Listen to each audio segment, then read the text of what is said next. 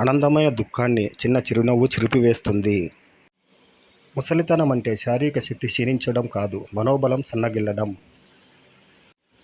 తప్పు చేశారని ప్రతి ఒక్కరిని ద్వేషిస్తూ పోతే ప్రేమించడానికి ఎవరూ మిగలరు. సోమరులకు అడవిలో కూడా కలప దొరకదు. గడ్డాలు పెంచుకున్నంత మాత్రాన జ్ఞానవంతులు అనుకుంటే గుర్రాలన్నీ మహా జ్ఞానులే. మనసులో అశాంతి ఉంటే ప్రతి విషయం గందరగోళంగానే అనిపిస్తుంది. మనం త్వరగా నిద్ర లేచినంత మాత్రాన సూర్యుడు ముందుగా ఉదయించడు. సర్దుకుపోవడం తెలిసిన మనిషికి ఎలా జీవించాలో తెలిసినట్టే.